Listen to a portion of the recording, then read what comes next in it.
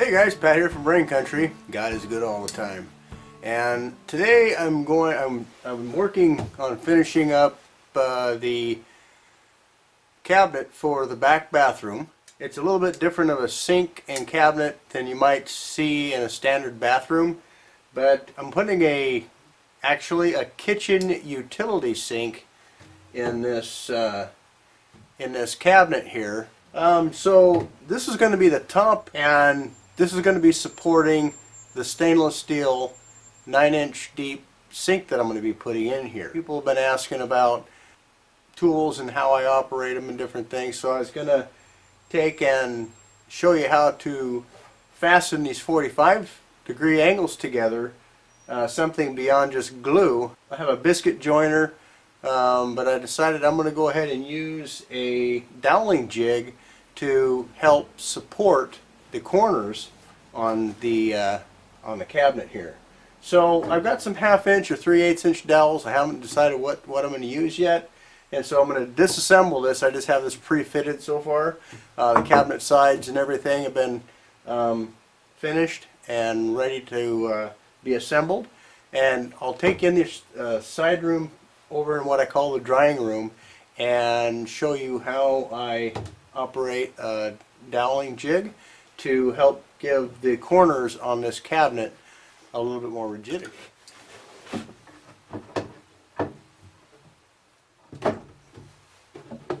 Okay, I have this frame, or basically it's just going to be what one might consider a countertop, and we're going for the old rustic look here. Heidi wanted old and rustic, and so that's what I'm going to give her, without infringing too much on structural integrity. This is solid oak here, and so it's going to have the old barnwood similar type of distressed look to it, but it's probably going to be just as strong, if not stronger, than most of the cabinets that you're going to be seeing, that you would see out there to purchase today. What I've done here is I've cut a dado in here so that the cabinet side, this is upside down by the way, and so the cabinet side is going to fit into this groove right here, if you can imagine the thing upside down, and the cabinet side going right into this channel here. And so that channel is going to run clear back along the whole distance of the piece and daylight to the back side of the cabinet. So this piece coming along the back side is going to be captured in this groove, and also the side here. Then that makes it very, very stable once I put a little bit of glue in here. This is going to be very, very strong. Whenever you're making something like this, you're always thinking about points of contact, rigidity, and strength. And so what I have here, instead of just a single piece down here at the bottom, or mounting this on just flush to the side, instead of just resting the cabinet on the side like that, I actually have extended my point of contact another 3/4 of an inch by going a vertical 3/8 up in here, a vertical 3/8 up in here, and it all ties together so that the cabinet wall, or the cabinet side, is going to fit in there like so. This is obviously just a scrap piece of wood that I'm showing for demonstrations. That's going to be a lot stronger than just resting the piece right on top of here. It also aligns the side and the top. So anyway, I hope that helps explain what my theory is behind carving that channel in there like you see. What I need to do is I need to attach these corners. Well, I could just use glue. That would probably be strong enough, especially because that's can't remember, I think it's 1.5 inches in width there, and your standard cabinet is around 1.5 inches. Some are a little more, some are a little less. So, okay, what I've decided to do is go ahead and put this together with 1/2 inch dowels, and I have a little 12-inch dowel here that I'm just going to be cutting into 2-inch dowels, 2-inch long dowels, and I will cut a little notch in the dowel. When I put all this together, I will be putting glue into the holes, and so the glue is going to have a place to escape. The excess glue that gets displaced by the dowel itself, the volume of the dowel. Cutting a notch in the dowel will allow for that glue to escape. If I'm going to have a 2-inch dowel, I have to decide whether or not I want to have the dowels exposed on the outside or hidden. I'm going to have these hidden. I thought about having the dowels come out and you could sand them off and they look pretty cool, but I think I'm just going to go ahead and hide the dowel inside of the framework here. And so what I've done is I've determined that I'm going to go in here 1.5 inches. So what I'll do is I'll take you out to the table saw and the chop saw and show you how I make these little dowels. So I got the blade set up maybe 1/8 inch, and the dowel comes just to the I have the center of the blade offset from the center of the dowel, so it's going to make a little V-notch type indentation in the dowel itself. So I made this quick special little push stick here that I just cut on the bandsaw about maybe 1/8 inch all the way down the length of this board here, and left just a little bit left on the end here. So what I can do is I can put my dowel up against the fence and push the dowel along the fence without getting my fingers too awful close to the blade there.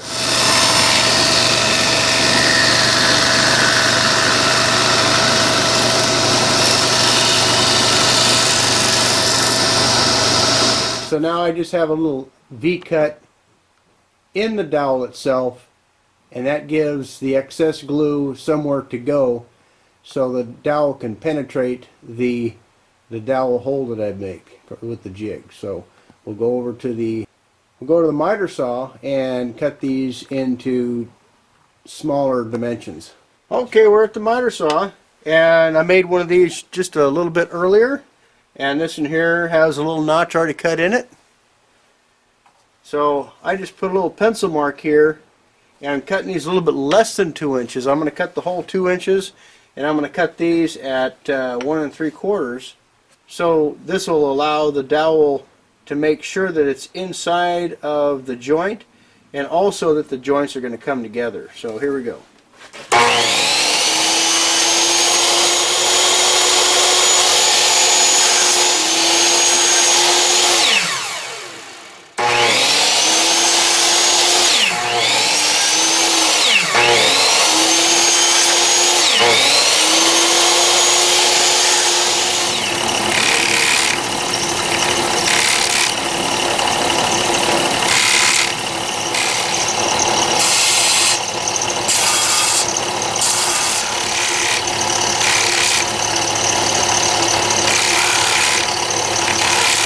So how do I determine where to put the dowel pins in this joint here?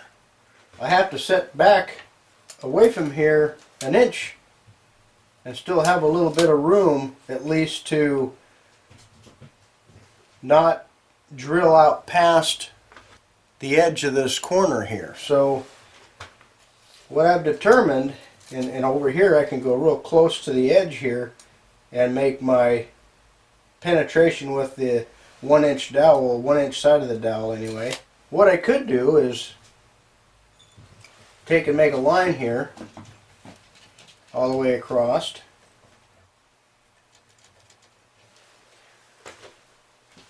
and that'll show me how far the dowel is actually going to penetrate the wood.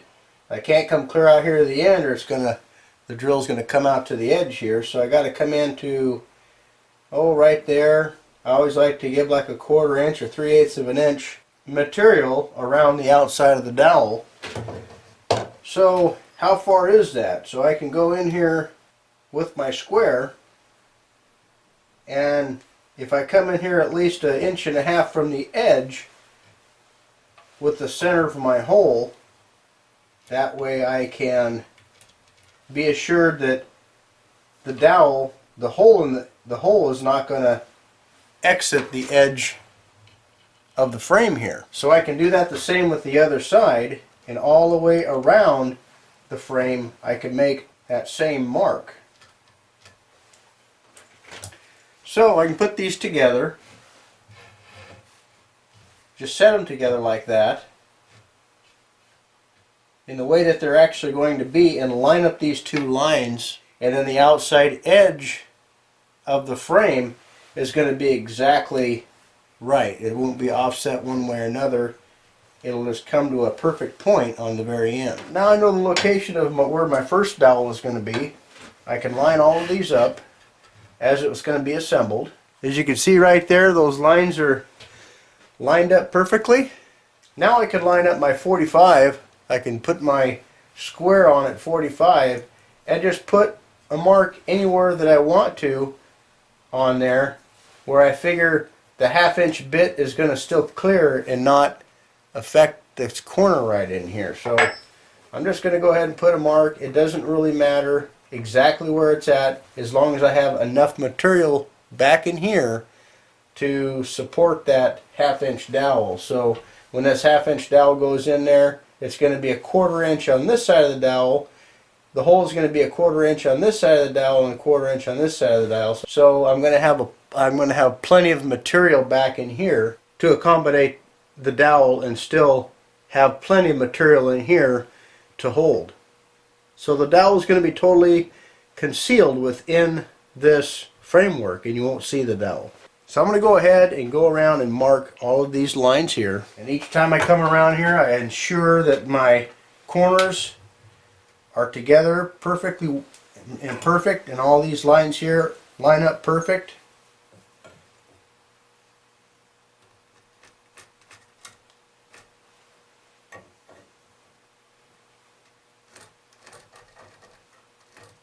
Okay, a little bit about doweling jigs. This particular doweling jigs, they make several different kinds. This is just made out of some sort of a plastic composite. This is called a self-centering dowel jig. Okay, inside each one of these holes here is a hardened steel metal sleeve. This is called a brad point drill bit. I've found that these work pretty good for drilling, making dowel holes. You're going to have something with a full shank like this. You can't use like a Forstner bit, because it might get in here and wobble around a little bit. Not that this doesn't have a little bit of give, but you have a lot more surface area making contact with the inside of the drill hole. So this one here, this particular jig has 1/2 inch, 3/8, maybe 3/16, and then 1/4 for making different size holes for different size dowel pins. Some drill bits, happens to be a 3/8 inch drill bit, and you're going to have what they call drill stops. This is just a little simple rubber stop, to where when you drill your hole, then you know where to stop your drill so you don't drill too far or not enough. And this is just a simple little rubber washer type application. You can use a rubber band. You can also use tape. I'm going to use tape, but they actually make these in a little bit better form, which comes in a little metal donut or little metal washer that has an Allen set screw in them, and they work actually pretty good for not allowing your drill bit to penetrate too far or not enough. So you can get an exact depth of cut every time. Well, I'm going to use tape.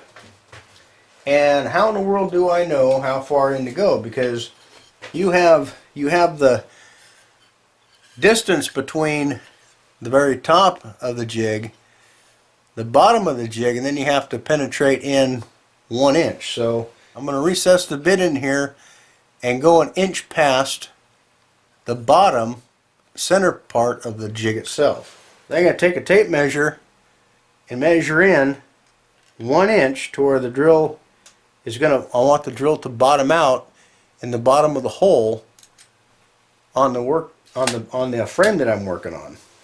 So with the drill sitting here 1 inch past the bottom of the drill guide, I can make a mark on the drill.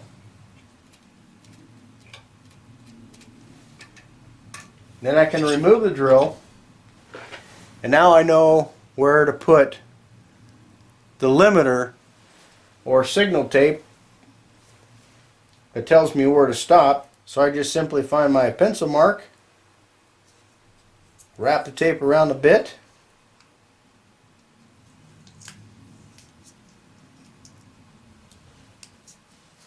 and now I know where to stop the drill every time. That was a simple, no thinking way to do it. But you can also just take a measurement and say, okay, well that's 1.5 inches, and then I can add 1 inch to it because I want to go 1 inch further, and I can say, well that's 1.5 inches, so I add 1 inch to it, so that's 2.5 inches. I can measure up 2.5 inches on my drill and just put the tape on there.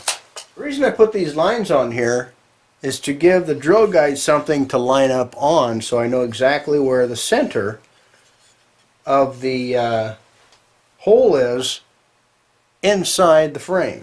Inside this center support piece, there's a line right here that shows you where exactly the center of your work is. There are also marks on the bottom of that center piece that will give you an indication of where to line up the jig on the line, so you got the center on the center inside of the line, so it's a 90-degree cut. So now I just need to follow this line around to the face where the frame makes contact with the next piece. So what you can see here is I've just followed that line around using this square on a 90-degree angle to the line that's right here. I line the center of the hole with the guide line on the side of the inside of the jig here, and I want to make sure that this is flat against the face of the material that I'm going to be cutting. So then you just tighten this little screw here, and make sure you don't tighten it too much, because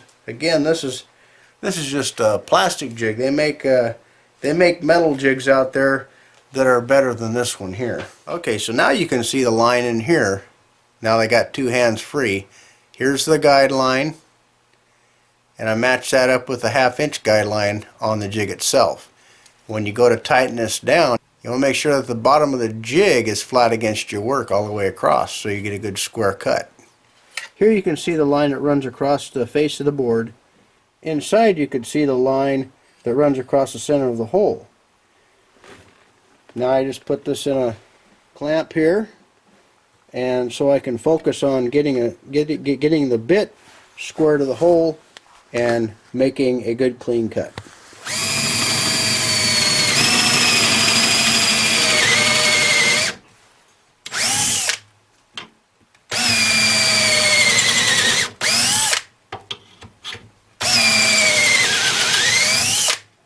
Okay, here we have a hole. Now I just need to do the front side, and this particular portion I got 4 holes to drill on each corner. Another thing you can do is you can number these, so you can line up 2 to 3, 3 to 4, and so on and so forth, and that way I won't have a problem lining up the holes that are supposed to line up with the other ones, because none of them are exactly the same.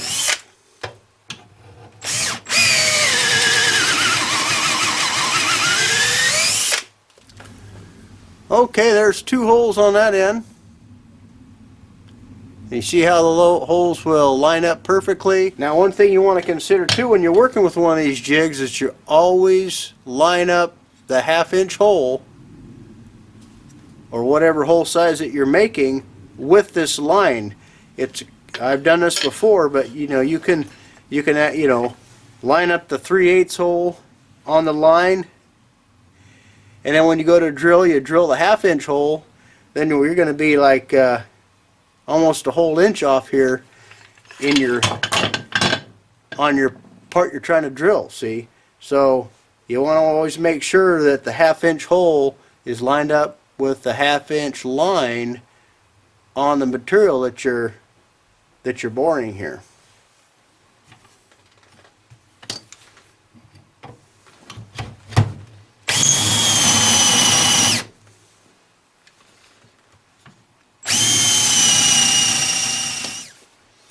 Now you have to be careful on how tight you tighten these, because you might distort this and it might want to pop off of there. So again, they make better jigs of these in metal where they don't have as much flex as this guy does here. So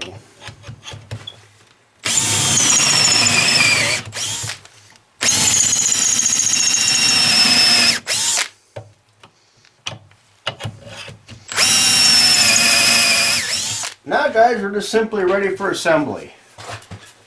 So I have all these laid out to where they're supposed to go. So I have my glue and my hammer set up here where I easy access to everything. I like to use these little rubber mallets here. They don't mar up the wood. You can use a regular hammer and a chunk of wood to replace this, but this way I have one hand free all the time. I'll just apply glue inside the holes here, cover the face of the contact points with glue. I don't have to fill the holes all the way up because there's actually going to be quite a bit of waste.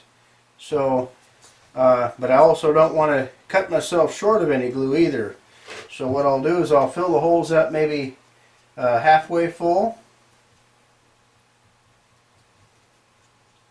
I'd rather have a little too much glue than not enough. So now you're going to be able to see where the benefits of having the little notch in the dowel pin are. You know, the reason why I put the notch in the dowel pin is because you're going to start seeing the glue come out of that little notch.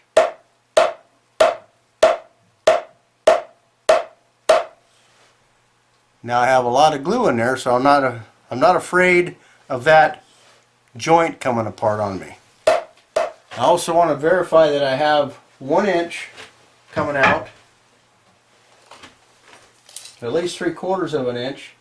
There's 3/4, there's 7/8. Now remember, I cut these 1/4 inch shy so that I would be for certain that the joint is going to come together. Another thing, make sure that your glue is making contact the entire interior of the hole surface here. So I can just take a nail or a stick and run that around to where all points of that, all points of surface on the inside of that hole is making contact with glue. I didn't do that on the last one, but this one here I just remembered to do it.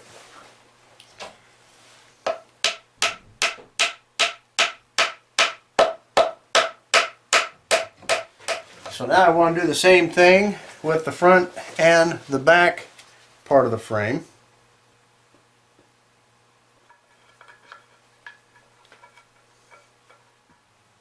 Now what I have is I have a network of 4 clamps here. One going to each corner this way, one going to each corner this way.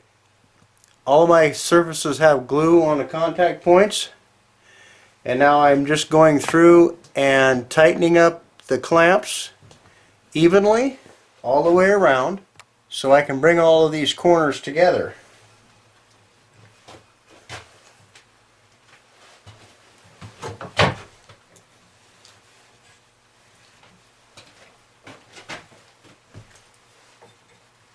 Now that I have all the corners pulled together, what I'll do is I'll remove the clamps and then I'll wipe the excess glue off of the finished frame here, and so that'll make it a little easier for me to sand.